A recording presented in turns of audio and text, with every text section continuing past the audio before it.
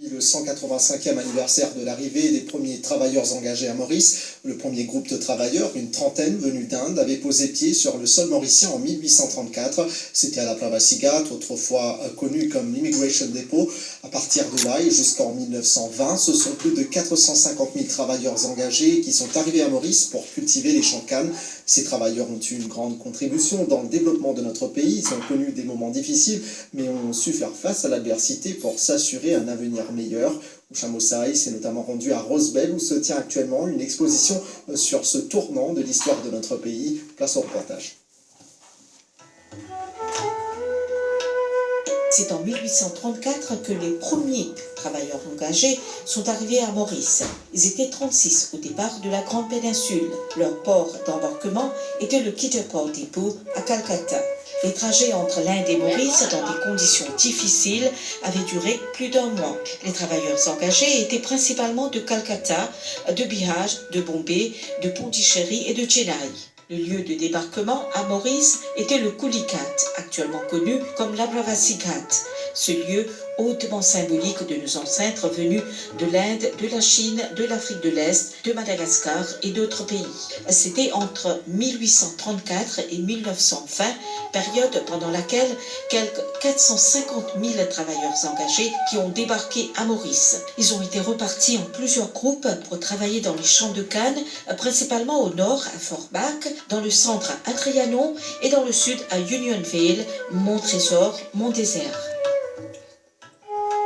Pour retracer le passé et le parcours de nos ancêtres, outre la Plavasigat, il y a le Folk Museum à l'Institut Mahatma Gandhi à Moka et le tout récent lieu qui vante les vestiges de notre riche passé, le Chatu Heritage Museum à Rosebel. Kulikat, c'est un appel à Plavasigat. Et quand je suis descendu là-bas, et dans le petit village que j'étais resté, dans la propriété sucrière, et je te paye de cas, et que je te la famille même, quand tu es un enfant, tu peux naître, tu peux faire l'alna, tu es un mariage. Donc, bonne culture, comment dire, bonne tradition longtemps, bonne photo là, les causes là. Surtout pour sa génération qui peut monter là. Donc, moi, les montrer de famille, comment tu peux vivre longtemps. La vie de ces personnes qui ont travaillé dans des conditions pénibles pour faire de Maurice un pays prospère est commémorée chaque 2 novembre. À la Plavasigat, à Mer Rouge, le Premier ministre s'est adressé aux nombreuses personnes présentes pour commémorer cet anniversaire de l'arrivée des premiers travailleurs engagés à Maurice. Pravin Jugnauth a encore une fois parlé de l'unité nationale et de son importance. Il en a profité pour saluer l'émergence d'une république mauricienne moderne. Pravin Jugnauth a aussi lancé un appel à la population. Il a demandé de bien réfléchir avant d'utiliser le droit de vote acquis par nos ancêtres au terme d'inlassables efforts. Le point avec Maya Lechman. Une cérémonie a eu lieu à la Plavasigat pour honorer la mémoire des travailleurs engagés à Maurice. Le Premier ministre a rendu hommage à ces travailleurs engagés qui, malgré des conditions de vie difficiles, ont œuvré pour le développement du pays. Pravin Kumar Jugnauth a parlé de la lutte menée par nos ancêtres, surtout par les frères Bissungoyal, pour obtenir le droit de vote pour tous. Je veux dire souvent, ça droit de vote-là, quand vous êtes pas l'exercer, ben, réfléchis bien avant d'observer au vote, parce que c'est un bien extrêmement précieux qui nous balance fin la guerre pour capable de gagner. Le Premier ministre a également remercié le peuple de la République pour faire prévaloir l'unité nationale. M. Mati Patel fin dire nous que Maurice, il y a une mini-world. Il y a une mini-world, mais seulement pour pas zoutler sa mini-world là. Vous faites nous aussi un exemple pour pas seulement nous ayons différentes religions, différentes cultures, du monde qui a différentes traditions qui peuvent vivre là, mais nous un modèle pour la paix, pour l'harmonie et pour surtout la solidarité qu'il y a entre toutes les communautés à Maurice. Je saisis cette occasion-là encore une fois pour remercier, pour féliciter le peuple de nos républiques, le peuple de nos républiques qui, à chaque fois qu'il nous envoie un message dans le sens même de plus d'unité nationale, à chaque fois, ils répondent présent, notamment surtout le jour quand nous sommes dans les Jeux des îles de l'océan Indien, pour tout Mauricien, sans tenir compte de sa religion, de sa couleur, de sa communauté, les filles trappent ce caricolo, les filles viennent support sur l'équipe. Pravin Kumar Jugnauth est revenu sur les relations cordiales entre Maurice et l'Inde et d'ajouter que la Grande Péninsule a marqué de son empreinte plusieurs grands projets à Maurice. Nous avons une relation spéciale avec l'Inde. Et nous remercier l'Inde pour tout coup de main qu'ils ont fait de nous. C'est surtout aussi grâce au plus haut niveau que nous pouvons développer sa relation spéciale là. Et avec coup de main l'Inde, nous dit quand tout passé dans ce pays-là, on trouve l'empreinte de l'Inde. On trouve combien de projets que l'Inde peut aider nous. Bon, pas besoin de mentionner, mais surtout, le plus gros projet qui Maurice, la République, peut faire, c'est un système moderne de transport public, le métro express. Pour commémorer le 185e anniversaire de l'arrivée des premiers travailleurs engagés à Maurice, le Premier ministre a lancé un ouvrage sur la propriété sucrière de Grado, écrit par Babita Bahadur Ambedjan.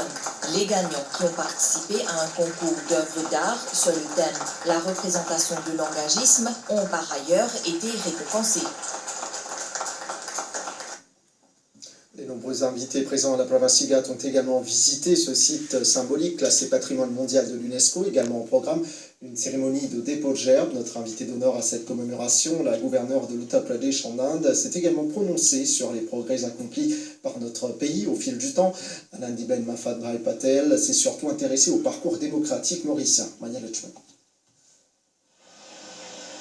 Entre 1834 et les années 1920, la Pravasigat a été le lieu de débarquement de 462 000 travailleurs engagés venant de plusieurs régions de l'Inde et d'autres pays.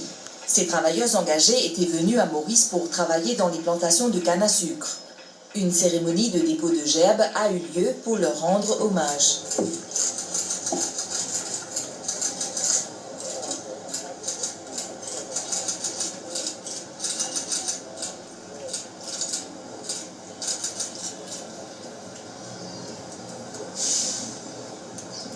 Kabyle.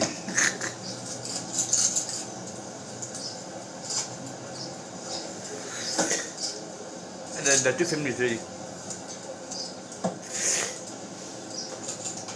Elle peut aller?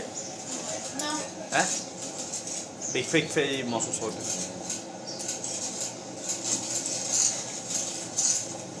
Quel David? Kogimiko.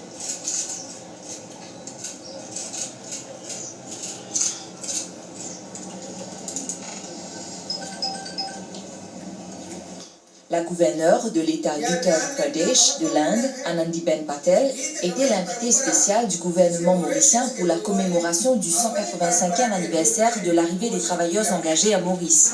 Dans son discours, elle a salué le parcours démocratique de notre pays.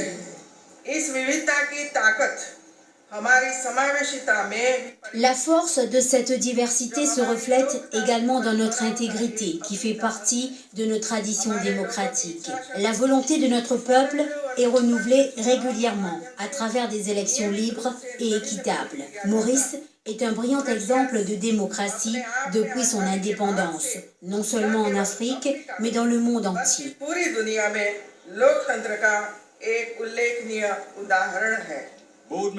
Plusieurs personnalités étaient présentes à cet événement qui s'est déroulé au siège du patrimoine mondial, la Pravasigat, à Truffaut.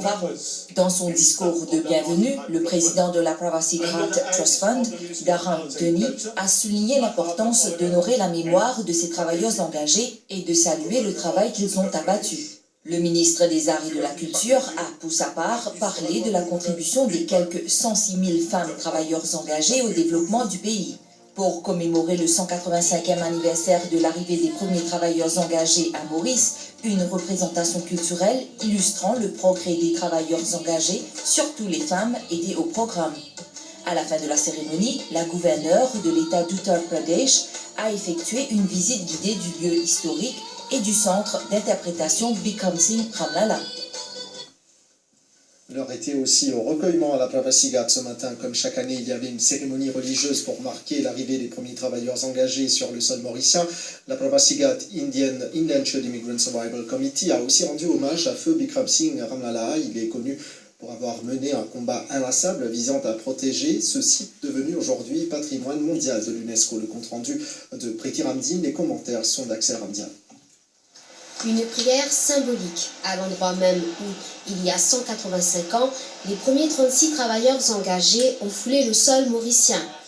Un yadj initié par feu Bikram Singh Ramlala pour rendre hommage à ces centaines de milliers d'hommes et de femmes qui ont atterri à la Pravasi Ghat de 1834 à 1920 est observé chaque année par le comité qui commémore l'arrivée des immigrants indiens à Maurice.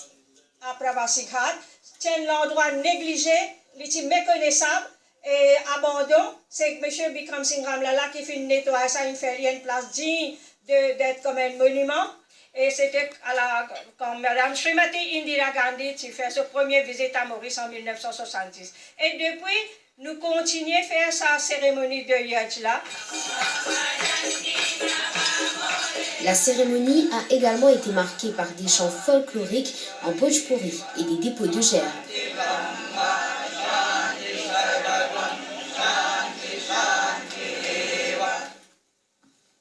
Et notre invité d'honneur dans le cadre de ce 185e anniversaire a rendu des visites de courtoisie aux personnalités du pays ce matin. La gouverneure de l'État de l'Uttar Pradesh en Inde s'est ainsi rendue à Port-Louis, au bâtiment du Trésor. Sur place, vous le voyez, elle a eu une rencontre avec le Premier ministre Pravin Jagnnath. Anandibem Mahapatra Patel était accompagné lors de cette visite du haut-commissaire indien à Maurice, Tanmailal. Les discussions ont surtout porté sur l'amitié et les relations bilatérales qui existent entre l'Inde et Maurice.